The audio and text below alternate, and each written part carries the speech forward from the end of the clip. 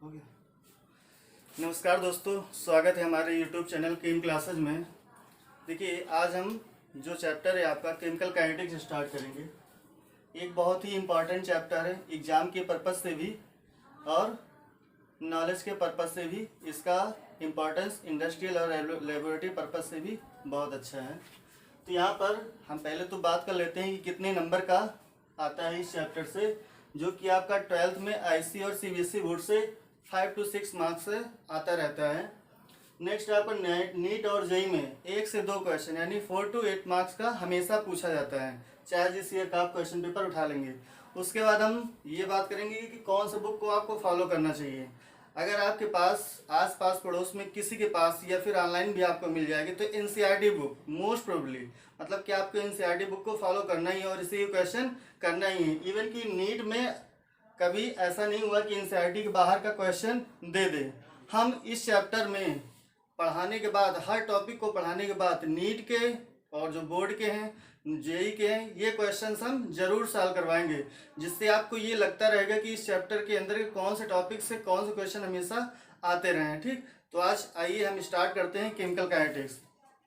देखिए, chemical kinetics होता क्या है, इसके हम पहले 2 क्वेश्चन का आंसर जरूर देते हैं। पहला तो इस चैप्टर के अंतर्गत हमें क्या पढ़ना है और क्यों पढ़ना है, क्योंकि दोनों क्वेश्चन का हमें आंसर होना चाहिए। क्योंकि अगर हमें ये नहीं मालूम कि क्यों हम पढ़ रहे हैं किस चैप्टर का, तो कोई मतलब नहीं बनता है। और क्या क्या पढ़ना है, तो यहाँ पर हम देख ले रहे हैं कि क्यों पढ़ना है। जैसे कि नाम से स्पष्ट है, यहाँ पर केमिकल रिएक्शंस। केमिकल का मतलब क्या है, केमिकल रिएक्शंस है, केमिकल रिएक्शंस।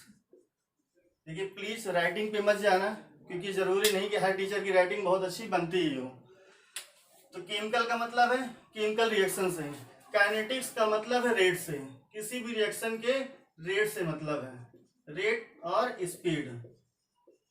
तो ध्यान देना, केमिकल का मतलब हमारा है केमिकल रिएक्शन से, काइनेटिक्स का मतलब है रिएक्शन के रेट और स्पीड से। यानी कि ये तो बात स्पष्ट हो जा रही है कि हमें केमिकल काइनेटिक्स के अंतर्गत क्या पढ़ना है। यानी कि अगर इसको हम सिंपली भाषा में, सिंपली लैंग्वेज में अगर डिफाइन करें, तो यहाँ पर किसी भी केमिकल रिएक्शन के रेट के बारे में जानना है, रेट ऑफ रिएक्शन।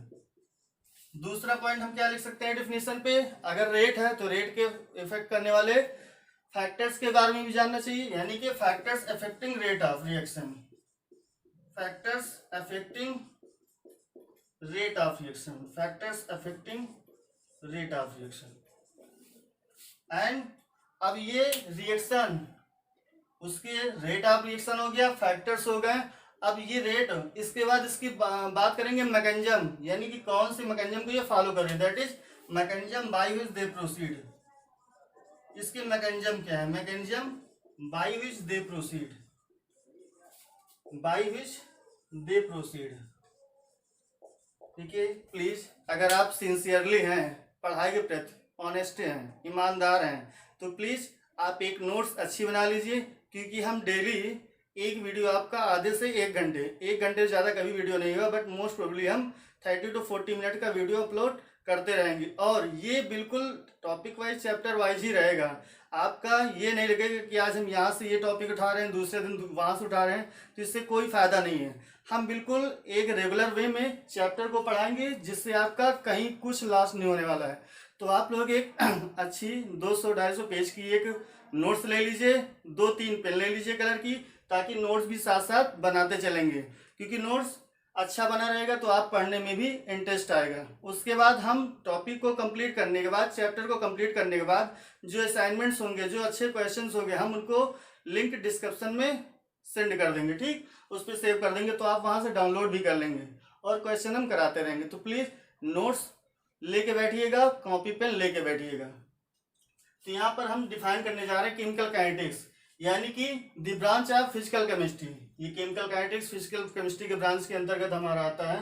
तो the branch of chemistry in which we deals with the rate of reaction and the factor affecting rate of reaction and mechanism by which they proceed, called as chemical kinetics.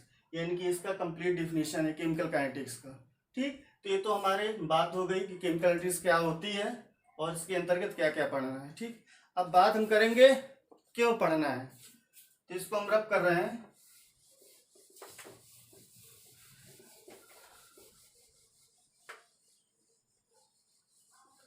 क्योंकि इस chapter का पढ़ने का reason ये है कि 11th में आप लोगों ने एक चैप्टर पढ़ रखा है थर्मोडायनेमिक्स। थर्मोडायनेमिक्स क्या बताती है तो किसी से पूछ लेंगे तो वो भी बता देगा अगर आपको बेसिक नॉलेज है। तो थर्मोडायनेमिक्स सिर्फ इतना एक्सप्लेन करती है कि वो रिएक्शन नेचर में एग्जिस्ट करती है या नहीं, यानी कोई रिएक्शन होगी कि नहीं, स्पॉन्टेनियस है या नॉन स्पॉन्टेनियस या फिजिबल है। उसके लिए एनर्जी टर्म्स के बारे में बताया गया था कि हमारा जो change in Gibbs free energy है, change in Gibbs free energy है, change in Gibbs free energy, कोई भी रिएक्शन स्पॉन्टेनियस है, इसके लिए क्या कंडीशन थी, change in Gibbs free energy, हम इसको डेल्टा जी से डिनोट करते थे। ये हमारा क्या हो जाना चाहिए, less than zero, that is negative होना चाहिए, दैट इज निगेटिव होना चाहिए। तो हमारा रिएक्शन क्या होता था, स्पॉन्टेनियस, यानी कि अगर वो रिएक्शन नेचर में एग्जिस्ट कर रही स्पॉन्टेनियस है तो हमारा डेल जी लेस देन जीरो, यानी कि निगेटिव वैल्यू होनी चाहिए। ठीक, तो रिएक्शन हमारा नेचर में एग्जिस्ट करेगा। बट थर्मोडायनेमिक्स ये नहीं। और इसके बाद एंट्रोपी के टर्म की बात करें तो एंट्रोपी हमेशा, अगर रिएक्शन हो रही तो एंट्रोपी हमेशा इंक्रीज करता है। तो ये दो टर्म के बारे में, हालांकि मोस्ट हम डेल जी के बारे में जान लेते हैं तो एंट्रोपी जरूरी नहीं है, लेकिन डेल्टा एस हमेशा पॉजिटिव होता है अगर वो रिएक्शन एग्जिस्ट कर रही है।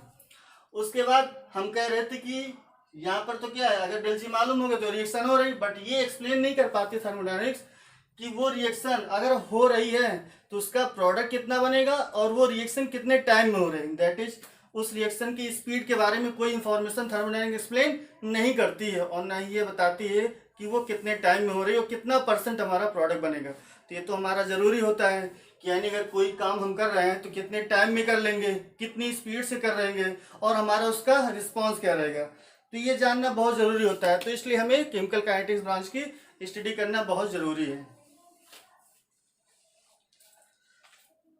तो ये दोनों हमने रीजन दे दिया। अब इसके अंतर्गत इसका सिलेबस क्या है, मतलब क्या क्या पढ़ना है। तो यहाँ पर हम पहले सिलेबस लिख दे रहे हैं आपका कि इस चैप्टर के अंतर्गत क्या क्या पढ़ना है। तो पहले तो हम जनरल इंट्रोडक्शन,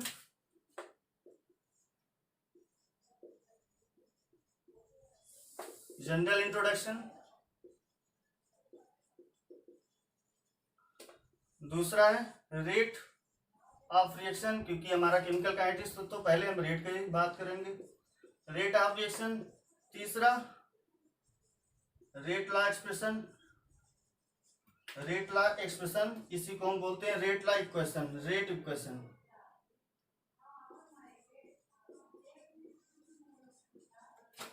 एंड नेक्स्ट आता है 4 ऑर्डर ऑफ रिएक्शन। अगर रेट मालूम हो गया तो उसका ऑर्डर क्या है रिएक्शन की, order of reaction and molecularity.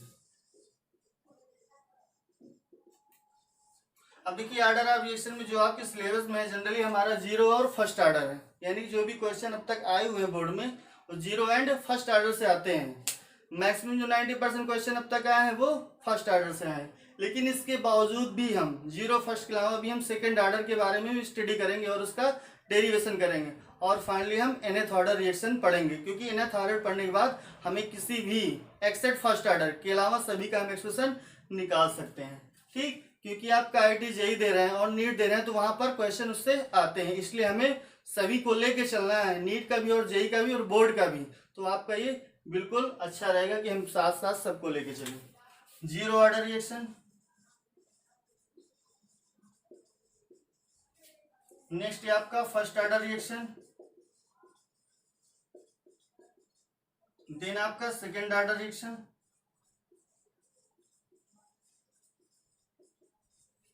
Then आपका nth order reaction. Zero order, first order, second order, nth order, ये आपको पढ़ने हैं। उसके बाद आपका आता है हाफ लाइफ, इसको रब कर दे रहे हैं। नेक्स्ट आपका half life,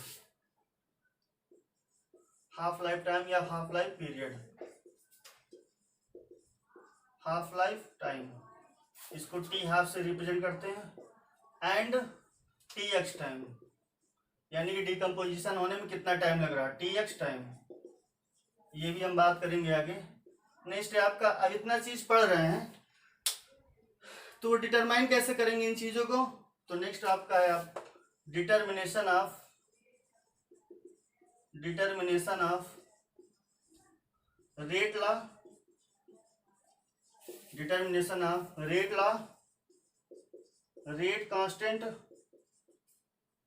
and order of reaction, and order of reaction.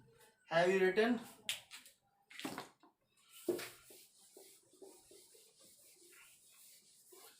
अब जब ये सब मालूम हो गया तो आपको कुछ थ्योरी दिए गए हैं। 2 थ्योरी जनरली पढ़े जाते हैं, लेकिन हमारा 12th लेवल तक हमारा एक थ्योरी है जो कि बहुत इंपॉर्टेंट थ्योरी है, कोलिजन थ्योरी। नेक्स्ट है आपका कोलिजन थ्योरी, कोलिजन थ्योरी। उसके बाद कोलिजन थ्योरी के बाद आपका आता है आर्हेनियस इक्वेशन। इससे हमेशा इक्वेशन इससे टॉपिक से आर्हेनियस इक्वेशन से क्वेश्चन आते रहे हैं, जेईई में भी और नीट में भी। आर्हेनियस इक्वेशन ये डिपेंडेंस ऑफ टेम्परेचर पे है। नेक्स्ट है आपका टॉपिक कौन सा? देखिए यहां तक तो आपका हो जाता है, यहीं से आपका चैप्टर एंड हो जाता है 12th लेवल का। लेकिन इसके बाद मैकेनिज्म है,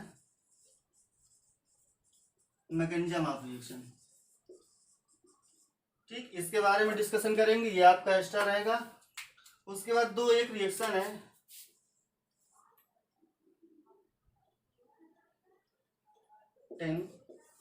आपका कॉन्जुगेटिव रिएक्शन, कॉन्जुगेटिव रिएक्शन, इसी को हम सीरीज रिएक्शन भी बोलते हैं। एंड नेक्स्ट है आपका साइडल पैरेलल रिएक्शन, पैरेलल और साइड रिएक्शंस। देखिए इसका 12th के बोर्ड लेवल से कोई लेना देना नहीं है, इसका भी यानी कि 9, 10 और 11 12 के बोर्ड से कोई लेना देना नहीं। हमारा यहाँ पर ये जो तीनों टॉपिक हैं ये IIT JEE से हैं। ठीक, यानी कि IIT JEE में इससे क्वेश्चन आते हैं, तो ये IIT JEE वालों के लिए है। नीट में भी यहाँ से क्वेश्चन नहीं आया इन दोनों टॉपिक से, बाकी जो इसके पहले टॉपिक्स हैं उनसे क्वेश्चन आ रखा है। तो हम स्टार्ट करेंगे चैप्टर का। ये तो आपका सिलेबस हो गया कंप्लीट। तो जो लोग लिख नहीं पा रहे हैं वो स्क्रीनशॉट भी ले सकते हैं, बट लिखेंगे तो आपका थोड़ा सा प्रैक्टिस में रहेगा, आपका तैयार भी होता जाएगा। देखिए अब चैप्टर में जैसे कि पहले हमने लिखा है जनरल इंट्रोडक्शन, वो तो हम दे चुके हैं। देखिए अब तक हम डिस्कस कर चुके हैं कि क्या क्या पढ़ना है और क्यों पढ़ना है, उसका सिलेबस क्या है। अब जैसे कि नाम से स्पष्ट था केमिकल रिएक्शंस, ठीक, केमिकल काइनेटिक्स। तो केमिकल काइनेटिक्स में केमिकल का मतलब केमिकल रिएक्शंस है। तो पहले ही हम देख लेते हैं कि केमिकल रिएक्शंस में किन की स्टडी हमें करना है, कौन से केमिकल ऐसे रिएक्शंस हैं। ठीक, ऐसे कौन से केमिकल रिएक्शन है जिनकी हमें स्टडी करनी है। तो 3 टाइप के आपके रिएक्शंस होते हैं। पहला आपका रिएक्शंस है 3 कैटेगरी में डिवाइड किया गया है, वेरी फास्ट रिएक्शन, दूसरा आपका वेरी स्लो रिएक्शन एंड तीसरा आपका है मॉडरेट रिएक्शन। तो 3 कैटेगरी में डिवाइड किया गया है। वेरी फास्ट रिएक्शंस, दूसरा है आपका very slow reactions and next आपका है मॉडरेट रिएक्शन, मॉडरेट रिएक्शंस। 3 आपके रिएक्शंस होते हैं। तो ये केमिकल रिएक्शन तो जिसमें चेंजेस कुछ हो रहे हो, यानी कि reactant get converted into product. अब वो 3 टाइप में डिवाइड किए गए हैं, very fast reaction, very slow reactions और मॉडरेट रिएक्शन। अब एक एक की हमें स्टडी करनी और फिर ये हम बताएंगे कि कौन सी रिएक्शन का हमें रेट निकाल पाएंगे, कौन सी रिएक्शन की स्टडी करनी है हमें इस चैप्टर के अंतर्गत। ठीक, तो हम पहले पढ़ेंगे वेरी फास्ट रिएक्शन। रीडिंग डाल लीजिए, वेरी फास्ट रिएक्शन।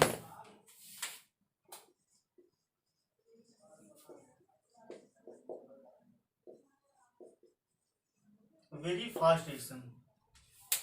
देखिए वेरी फास्ट रिएक्शन क्या होते हैं? ऐसे रिएक्शन जो एक स्टेप में कंप्लीट हो जाते हो, completed in 1 step, completed in generally 1 step.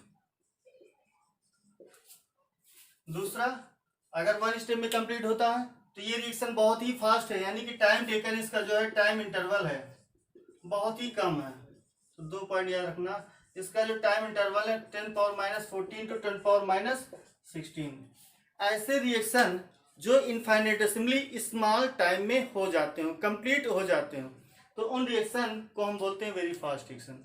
That is लिख सकते हैं the reaction which completed in one step and very infinitely small time, that is time interval 10⁻14 to 10⁻16। तो बहुत ही कम टाइम में, अगर बहुत ही कम टाइम में हो जाएगा तो आप ही बताइए क्या रिएक्शन कि हम रेट स्टडी कर पाएंगे, यानी कि जब तक हमें रेट की स्टडी करनी होगी वो रिएक्शन कुछ और आगे हो चुकी होगी, यानी कि हमारे इंस्ट्रूमेंट की इतनी सेंसिटिविटी नहीं है, हमारे इंस्ट्रूमेंट की इतनी सेंसिटिविटी नहीं है कि रिएक्शन की रेट को स्टडी कर पाए। तो वेरी फास्ट रिएक्शन की रेट की स्टडी हम नहीं कर पाते क्योंकि ये रिएक्शन बहुत ही फास्ट होती हैं और हमारे इंस्ट्रूमेंट इतना सेंसिटिव नहीं है। और जब बहुत फास्ट हो जा रहे हैं तो ना तो लेबोरेटरी पर्पज से इसका कोई इंपॉर्टेंस है और ना ही इंडस्ट्रियल पर्पज से कोई इसका इंपॉर्टेंस बनता है, तो इसलिए इस रिएक्शन की स्टडी नहीं करेंगे। अब वेरी फास्ट रिएक्शन में आते कौन कौन से हैं, कैसे जानेंगे कि ये फास्ट रिएक्शन है या फिर स्लो रिएक्शन है, तो इसके लिए आप लोग पढ़े होंगे आयनिक रिएक्शंस। जो भी आपके आयनिक रिएक्शंस होते हैं ये रिएक्शन बहुत ही फास्ट होते हैं, बहुत ही कम टाइम में कंप्लीट हो जाते हैं। जैसे कि एग्जांपल, बेस्ट एग्जांपल आप लोगों ने पढ़ा है, क्लास 8 से पढ़ते आ रहे होंगे, neutralisation reaction, that is acid base reaction. Neutralisation reaction acid हम जैसे ले लें HCl एक्वस प्लस NaOH, एक स्ट्रांग एसिड है, स्ट्रांग बेस है, क्या बनाएगा NaCl plus solvent that is water. ये क्या बन गया आपका साल्ट बन गया और ये सॉल्वेंट। तो ये इतनी फास्ट रिएक्शन होती है कि इस रिएक्शन की हम रेट डिटरमाइन नहीं कर पाते हैं। ठीक, नेक्स्ट इसका एग्जांपल है, पहला एग्जांपल। दूसरा एग्जांपल बेरियम क्लोराइड की रिएक्शन BaCl2 प्लस H2SO4। अब ये आयनिक रिएक्शन क्यों है, क्योंकि जब भी एक्वस फॉर्म में रहेगा H+Cl minus Na plus OH minus, ये क्या है आयंस है, इसलिए क्या है आयनिक रिएक्शन है। एक्सचेंज होता है सिर्फ आयनों का, Na+Cl माइनस OH वाटर। ठीक, तो ये आपके क्या है, इनकी रेट हम डिटरमाइन नहीं कर पाते हैं। BaCl2 बेरियम पे 2+, क्योंकि 2 है इसके सबस्क्रिप्ट में, यहाँ पर 2+, Cl पे -1, H पे +1, SO4 पे -2। यहाँ पर आपका क्या बनेगा BaSO4, बेरियम सल्फेट का प्रेसिपिटेट बनता है, प्लस 2H 2 क्लोरीन 2HCl। ठीक, 2 हाइड्रोजन H+ और 2 Cl- 2HCl। एक रिएक्शन और देख लेते हैं हम, बहुत ही फेमस रिएक्शन है, 10th के बोर्ड में पूछा जाता है, AgNO3 प्लस NaCl। क्या होता है जब सिल्वर नाइट्रेट का रिएक्शन हम सोडियम क्लोराइड से कराते हैं, तो क्या होता है यहाँ पर white precipitate of AgCl form, Ag plus NO3 -1 Na+1 Cl -1। तो यहाँ से क्या हो जाएगा Ag plus Cl minus AgCl, ये जो बनता है आपका व्हाइट पीटी होता है, नीचे बैठ जाता है, plus NO3 Na plus NO3 sodium nitrate. इन रिएक्शनों की रेट की हम रेट नहीं डिटरमाइन कर सकते हैं, इसलिए इस चैप्टर में इन रिएक्शन का कोई इंपॉर्टेंस नहीं है लेबोरेटरी और इंडस्ट्रियल पर्पज से, तो इनकी स्टडी हम नहीं करेंगे। ओके,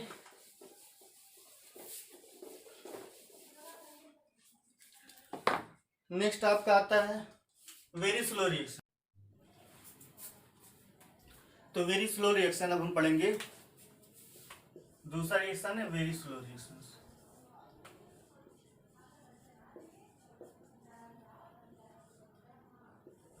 देखिए ऐसे रिएक्शन जो बहुत ही ज्यादा टाइम में हो रहे हों, यानी कि उनका जो टाइम टेकन है मंथों महीनों लग जाते हैं, सालों लग जाते हैं, तब वो रिएक्शन हो पाती है। जरूरी नहीं है कि प्रोडक्ट हमारा मिल जाए। तो ऐसे रिएक्शन जो बहुत ही ज़्यादा टाइम में होते हैं उन रिएक्शन को क्या बोलते हैं, किस कैटेगरी में आते हैं, वेरी स्लो रिएक्शन। इसके कुछ एग्जाम्पल, जैसे कि आप लोगों ने नेचर में देखा रस्टिंग ऑफ आयरन, इसके एग्जाम्पल क्या है, रस्टिंग ऑफ आयरन, लोहे में जंग लगना, बहुत ही स्लो प्रोसेस होता है, सालों बाद होता है। अब आजकल तो कोटिंग का जमाना है तो जंग नहीं लग पाता है, लेकिन बहुत ही टाइम बाद होता है, जंग लगता है, तो इसकी रिएक्शन की रेट की स्टडी हम नहीं कर पाते। दूसरा आप लोगों ने पढ़ा ग्रेफाइट का डायमंड में कन्वर्जन, ग्रेफाइट का डायमंड में कन्वर्जन, ग्रेफाइट का डायमंड में कन्वर्जन, ये भी क्या रिएक्शन बहुत ही सालों बाद होती है, तो इसकी रिएक्शन की स्टडी करना बड़ा मुश्किल काम है, बहुत ही डिफिकल्ट है। नेक्स्ट है आपका जैसे कि वाटर का फॉर्मेशन होता है, वाटर फॉर्मेशन में क्या होता है, H2 gas plus O2 gas, क्या बनता है H2 लिक्विड रूम टेम्परेचर पे। तो बैलेंस कर लीजिए 2H2। ये रिएक्शन होती तो है, अपने आप तो होती है, ठीक, अपने आप तो होती है, लेकिन इतना कम टाइम में होती है, यानी कि 2 साल 3 साल हो सकता है कि आप दोनों अलग अलग डिब्बे में लेकर बैठे हो H2 गैस और O2 गैस, पता ही नहीं कितने टाइम में हो रहा, पता ही नहीं चल रहा कि हमारा प्रोडक्ट कब बनेगा। तो दोनों लिए बैठे रहिए, देखते रहिए, जिंदगी बीत जाएगी, खत्म हो जाएंगे, लेकिन हमारा वाटर बना कि नहीं बना। तो रूम टेम्परेचर रिएक्शन इतनी स्लो होती है, इतनी स्लो होती है कि इसकी रेट हम डिटरमाइन नहीं कर पाते हैं, बहुत ही डिफिकल्ट है। तो इस रिएक्शन की रेट की स्टडी करना कोई जरूरत नहीं है, तो इस रिएक्शन की भी स्टडी हम नहीं करते इन रिएक्शनों की, ठीक। तो इसके लिए कुछ स्पेसिफिक टेम्परेचर चाहिए, प्रेशर चाहिए कि वो रिएक्शन जल्दी हो जाए। तो आगे हम पढ़ेंगे इफेक्ट ऑफ कैटलिस्ट। नेक्स्ट है आपका फॉर्मेशन ऑफ कार्बन डाइऑक्साइड।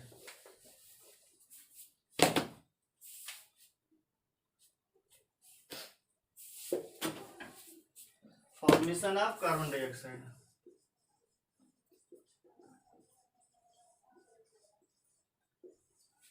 जैसे कार्बन सॉलिड है प्लस ऑक्सीजन गैस है, क्या बनाएगा कार्बन डाइऑक्साइड गैस। ये दोनों रूम टेम्परेचर पे थर्मोडायनामिकली लेस स्टेबल होते हैं, कार्बन और ऑक्सीजन थर्मोडायनामिकली लेस स्टेबल होते हैं। अब लेस स्टेबल है तो लेस स्टेबल की ओर जाएगा, तो इसलिए दोनों रिएक्शन करके कार्बन डाइऑक्साइड बनाते हैं, जो कि इन दोनों से ज्यादा थर्मोडायनामिकली स्टेबल होता है। अब देखिए कार्बन क्या है, क्या ये रिएक्शन स्पॉन्टेनियस है, तो नहीं, क्यों, क्योंकि कार्बन जलता है, बर्न होगा, जलेगा, क्या ऑक्सीजन के प्रेजेंस में ऐसा होता है, नहीं। तो इसके लिए कुछ ना कुछ हमें एनर्जी प्रोवाइड करना पड़ेगा, इसलिए हम माचिस से जला सकते हैं, लेकिन ऑक्सीजन के प्रेजेंस में नहीं जलेगा इतनी आसानी से, ठीक। तो इस रिएक्शन की भी हम रेट की स्टडी नहीं कर पाते। अब हमें किसकी करनी है, वेरी फास्ट हो गया, वेरी स्लो हो गया, देन आपका आता है मॉडरेट रिएक्शन। इन्हीं रिएक्शन की स्टडी हम कर पाते, यानी कि ऐसे रिएक्शंस। तीसरा आपका आता है मॉडरेट रिएक्शन।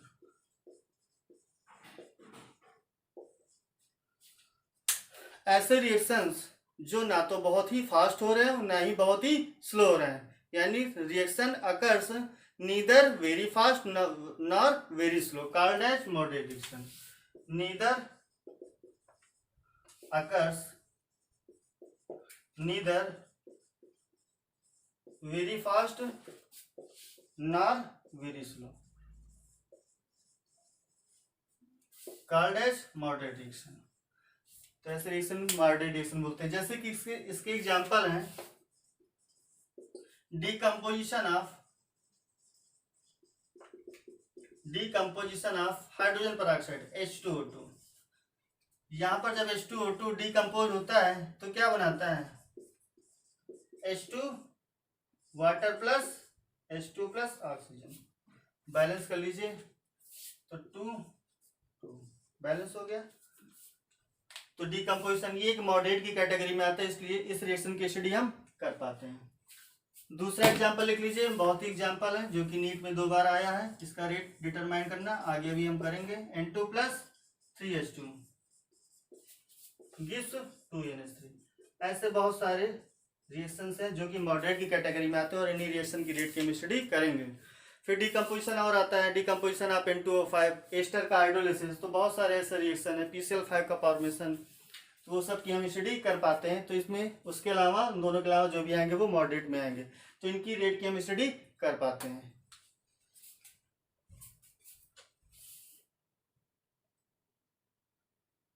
देखिए अब चैप्टर में जैसे कि पहले हमने लिखा है जनरल इंट्रोडक्शन, वो तो हम दे चुके हैं। अब हम बात करेंगे इसके रेट के बारे में, रेट ऑफ रिएक्शन।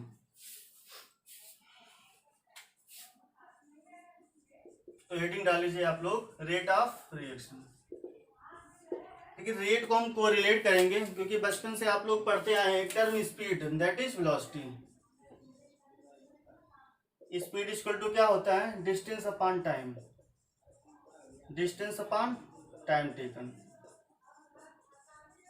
देखिए जब स्पीड की बात करते हैं तो किसी गाड़ी की या फिर इंसान की, किसी चीज की बात करते हैं जो चल सकता है, यानी कि speed equal to distance upon time, यानी कि कितने टाइम में हम कितनी दूरी तय कर रहे हैं।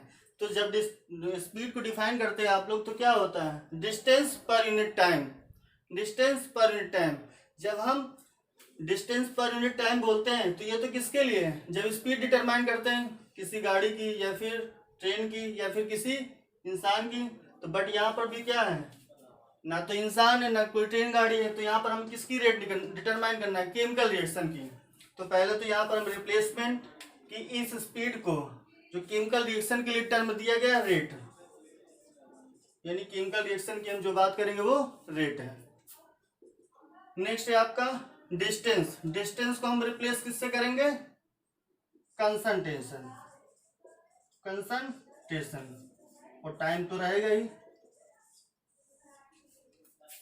एक second, sorry,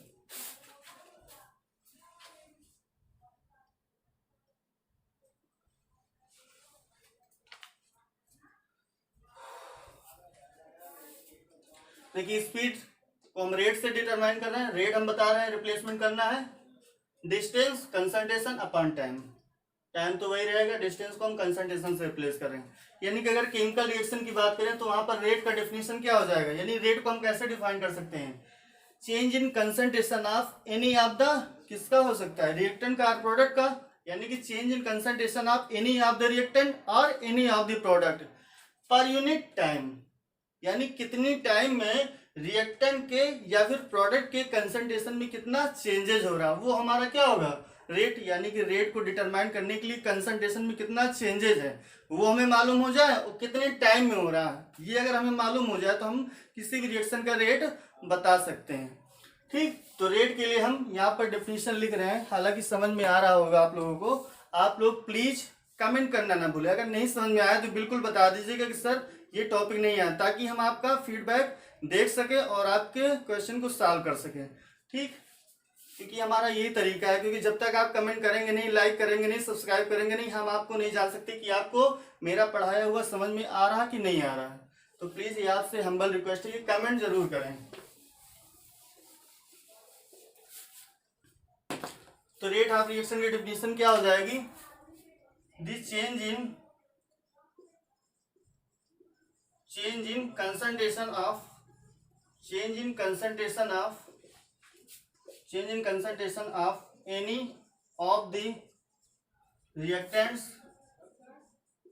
any of the reactants or products per unit time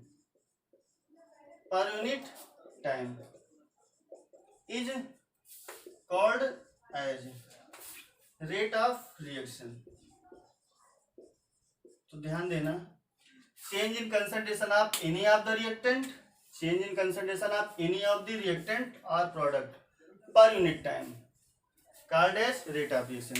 ये डेफिनेशन सभी रिएक्शन के लिए वैलिड है। अब रेट को हमने दो पार्टों में डिवाइड किया है। इसके पहले हम लिख ले रहे हैं कि लैंग्वेज में रेट, हम रेट को जब भी रिप्रेजेंट करेंगे स्मॉल आर से, तो rate small R equal to change in concentration, ये कंसंट्रेशन है आपका, कंसंट्रेशन ऑफ रिएक्टेंट्स और products upon time involve in the change,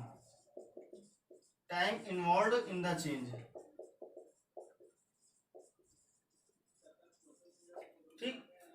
तो आपका ध्यान देना, change in concentration of reactant और product upon time involve in the change, तो ये आपका सभी के लिए रेट हो जाएगा।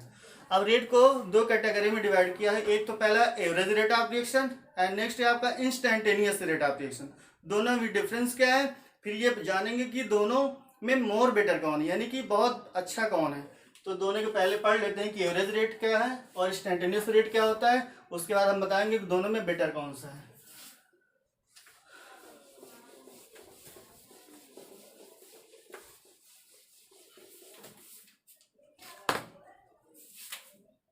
तो हेडिंग डाल लीजिए आप लोग, average rate of reaction, average rate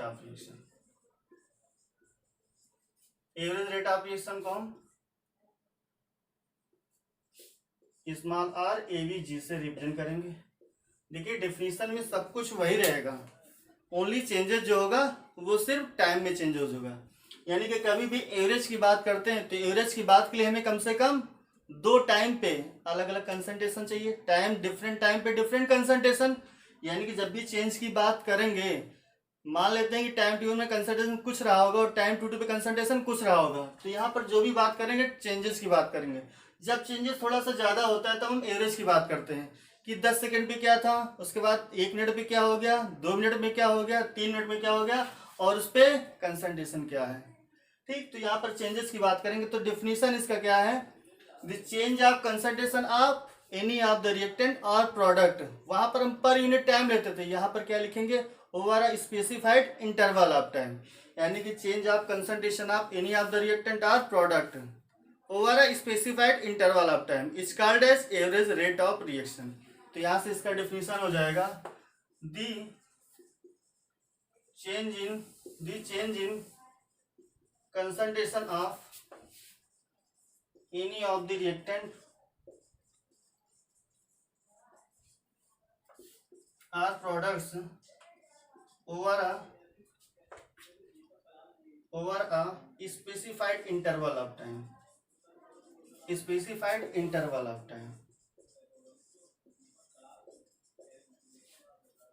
called as average rate of reaction।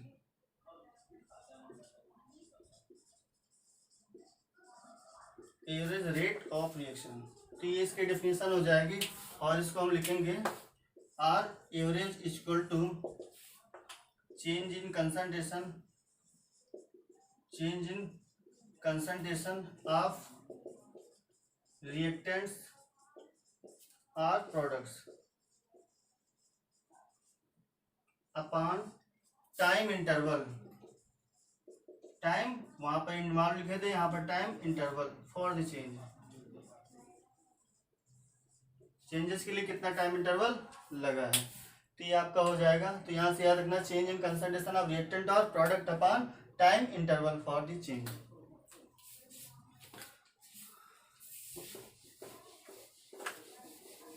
आप लोगों के पास पॉज करने की सुविधा भी, हमारे पास ऐसी कोई सुविधा नहीं तो पॉज करके नोट भी कर सकते हैं, लेकिन हमें तो रेगुलरली पढ़ाना ही है कंटिन्यूसली। अब इसके बाद क्या लिखेंगे कि एक हम रिएक्शन के द्वारा इसको समझाने की कोशिश करें। तो यहाँ पर हम एक रिएक्शन कंसीडर कर रहे हैं A to B।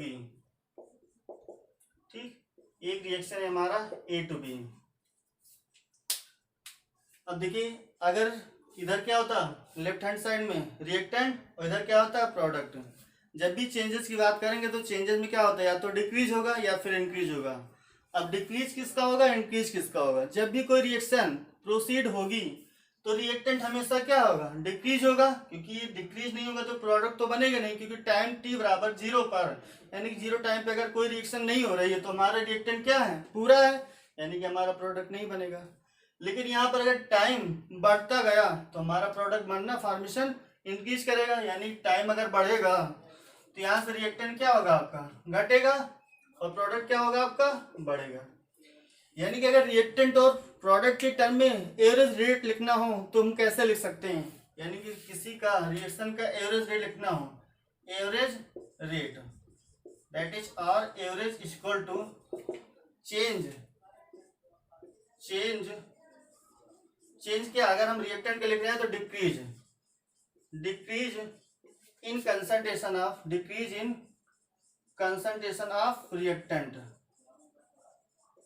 Upon time interval. हम शॉर्ट में लिख दे रहे हैं only time interval equal to change, अगर प्रोडक्ट का लिख रहे हैं चेंज तो ये चेंज कैसा है, इंक्रीज। क्योंकि यहाँ पर हम इंक्रीज लिख रहे हैं, बाकी हमारे जगह इंक्रीज ये मान लेना और डिक्रीज ये मान लेना। ठीक, तो ये शॉर्ट में हम लिखेंगे change increase in concentration of products, PDS का मतलब प्रोडक्ट्स, अपॉन टाइम इंटरवल। तो ये आपका क्या हो जाएगा, किसी भी रिएक्शन का अगर हमें रेट लिखना है तो R average kilo change that is decrease in concentration of reactant का डिक्रीज होता है अपॉन टाइम इंटरवल। प्रोडक्ट का इंक्रीज होगा, तो change increase in concentration upon of product upon time interval. तो हम बात कर रहे हैं इस रिएक्शन का कैसे लिखें, क्योंकि ये तो हम रिएक्टेंट और प्रोडक्ट के टर्म में लिखे हैं, तो इस रिएक्शन का लिखने के लिए हम कैसे लिखेंगे, ये अब हम इसी के फॉर्म में, ये लैंग्वेज फॉर्म में, इसको हम मैथमेटिकल फॉर्म में कैसे लिखेंगे।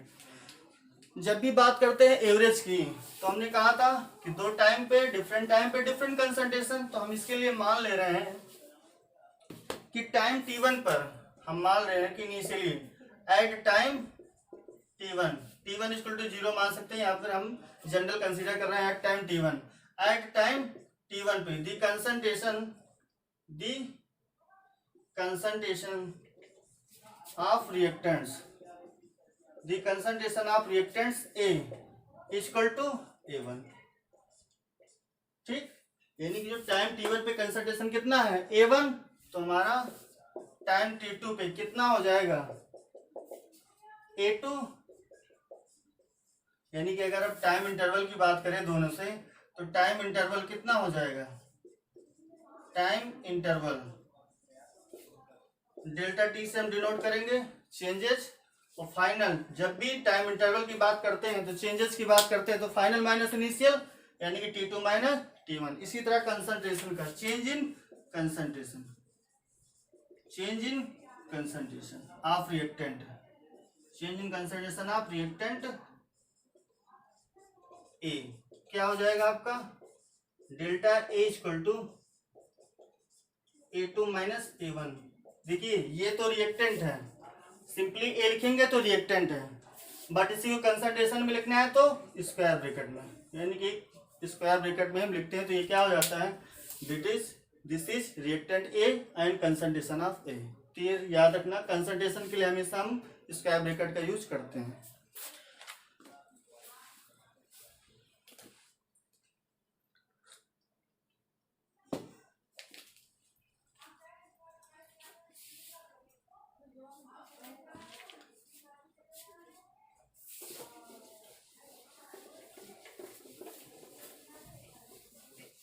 इसी तरह हम प्रोडक्ट का भी मान सकते हैं। अब इससे यहाँ पर देखिए कि R average rate of reaction अगर लिखना हो, तो जब भी रिएक्टेंट डिक्रीज हो रहा है, तो इसके आगे हमेशा हम क्या लिखते हैं, निगेटिव। अब यहाँ से ध्यान देना, चेंज हम लिख रहे थे A2 माइनस A1 अपान क्या था, T2 minus T1 equal to delta A upon delta T. यहां तक तो बात सही है। अब यहां पर हम इसके आगे लगा रहे हैं माइनस, क्यों लगा रहे हैं ये हम बता दे रहे हैं, क्योंकि रेट हमेशा निगेटिव कभी नहीं हो सकता, रेट हमेशा पॉजिटिव ही आएगा, क्योंकि हम चल रहे हैं और रिएक्शन कोई हो रही है, तो यानी कि उसका रेट बढ़ेगा, घटेगा तो है नहीं, यानी निगेटिव रेट तो इम्पॉसिबल है, कभी भी नहीं हो सकती। तो इस निगेटिव ना आए, एवरेज रेट रिएक्टेंट का निगेटिव ना आए, इसलिए हम निगेटिव लगाते हैं। निगेटिव का मतलब रिएक्टेंट डिक्रीज कर रहा है। ठीक, इसका हमारा उससे कोई लेना देना नहीं। अब देखिए निगेटिव के लगाते हैं। देखिए जब भी बात करेंगे रिएक्टेंट का, तो रिएक्टेंट हमेशा ज्यादा रहेगा, यानी कि A1 is greater than always A2। अगर रिएक्टेंट ज्यादा है तो प्रोडक्ट कम होगा, यानी कि जो इनिशियल ये वो रिएक्टेंट ज्यादा है, प्रोडक्ट नहीं है ये, इनिशियल है तो रिएक्टेंट ज्यादा है T1 पे और T2 पे कम हो गया।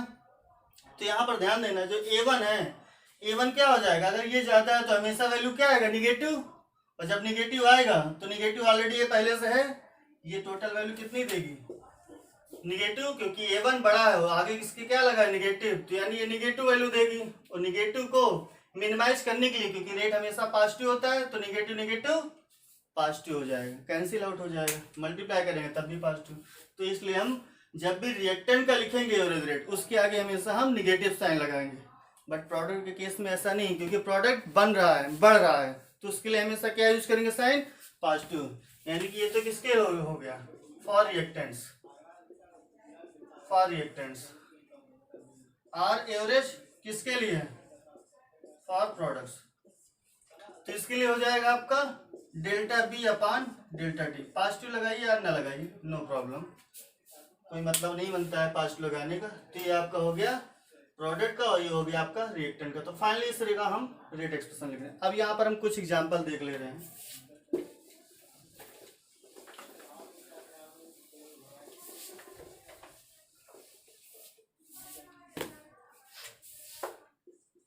देखिए एग्जाम्पल के लिए हम एक एग्जाम्पल ले रहे हैं, बुक का ही है, carbon monoxide plus chlorine gas. अगर इसकी बात करें तो क्या बोलता है, क्या बनाता है, CuCl2 गैस। ठीक, रिएक्शन बैलेंस है। अगर इसका आर एवरेज लिखेंगे, एवरेज के लिए डेल्टा हमने यूज किया है, डेल आर डेल्टा बोलते हैं इसको। इसके लिए आर एवरेज क्या हो जाएगा, रिएक्टेंट हमेशा कितने हमारे पास, कुछ भी हो सकता है, 1 2 3 4 सिंगल, कुछ भी रिएक्टेंट हो सकता है। तो यहाँ पर 2 रिएक्टेंट और एक प्रोडक्ट है। तो इसका अगर रेट लिखना है तो यहाँ पर देख लीजिए, minus delta upon delta T. अब ये किसका चेंजेस है, कंसंट्रेशन ऑफ CO। तो ये किसका हो गया, CO के रिएक्टेंट का, equal to minus delta upon delta T Cl2 gas equal to, अब ये तो किसका हो गया, रिएक्टेंट का, निगेटिव साइन आया है रिएक्टेंट में हमेशा और प्रोडक्ट में पॉजिटिव। तो यहाँ पर क्या हो जाएगा, positive delta upon delta T. लेकिन एक बात है यहाँ पर जो इसके स्टोइकोमेट्रिक है, आप लोगों ने पढ़ा है, कुछ लोग सोशियोमेट्री बोलते हैं, कुछ लोग स्टोइकोमेट्रिक। तो यहाँ पर सभी में 1 है, तब तो ये ठीक है। लेकिन ये डिफरेंट हो जाए तो क्या होगा, तो इसके लिए भी हम आ रहे हैं। तो यहाँ पर हेडिंग भी डाल सकते हैं, when stoichiometry is same that is 1, तब आपका ऐसा एक्सप्रेशन आएगा। यानी कि स्टोइकोमेट्री का कोई मतलब नहीं रहेगा एवरेज रेट में या फिर इंस्टैंटेनियस रेट में।